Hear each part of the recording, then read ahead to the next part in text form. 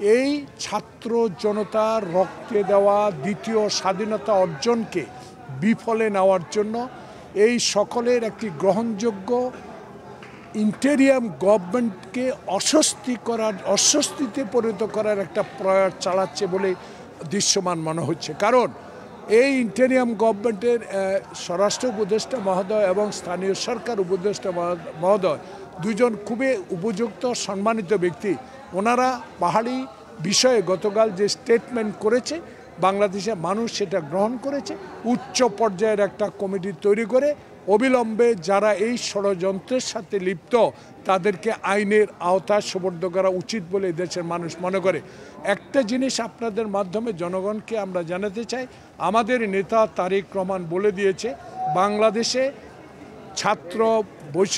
বৈষম্য বিরোধী ছাত্র জনতার যে আন্দোলনে আমরা যে স্বাধীনতা পেয়েছি এই স্বাধীনতাকে অক্ষুণ্ণ রাখতে হবে। পাড়ায় পাড়ায় মহল্লায় মহল্লায় প্রতিরোধ গড়ে তুলতে হবে, যারা যেন অস্থিরতা সৃষ্টি না করতে পারে এবং আওয়ামী প্রেতাত্মারা যেন আবার ঘুরে না দাঁড়াতে পারে সে বিষয়ে লক্ষ্য রাখতে হবে। এবং একটা বিষয় উনি বলেছে, আমরা এই সরকারের কাছে দাবি করি অনতি বিলম্বে সরকারের নির্বাচনে একটা ম্যাপও এই জঞ্জাল দূরীভূত করার সাথে সাথে একটা ম্যাপও পরিষ্কার করা উচিত, তাতে জনগণের মধ্যে আস্থা আসবে।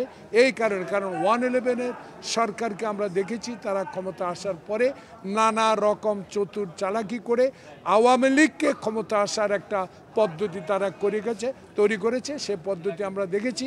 মইনুল আহমদ শেখ হাসিনার কাছে পরাভূত হয়ে তার সকল দোষকে ইন্ডিমিনিটি থেকে আওতার বাইরে আনার একটা প্রক্রিয়া করার কারণে আওয়ামী লীগকে ক্ষমতা নিয়ে গেছে। এই সুযোগটুকু যেন ইন্টেরিয়াম গভর্নমেন্ট না পায়, এটাই জনগণের প্রত্যাশা ইন্টেরিয়াম গভর্নমেন্টের কাছে।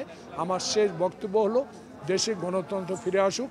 তারেক রহমানের বক্তব্যটিকে আমি আবার আলোচনায় আনতে চাই। এই কারণ উনি বলেছে বাংলাদেশ জাতীয়তাবাদী দল ক্ষমতায় যেতে চায় এক মাথা এক ভোটে, যেই দেশে নিরপেক্ষ নির্বাচন কমিশনের দ্বারা এবং অন্তর্বর্তীকালীন তত্ত্বাবধায়ক সরকার অধীনে একটি সুষ্ঠু নির্বাচন হবে, যে নির্বাচন দিনের ভোট দিনে হবে, রাতে হবে না।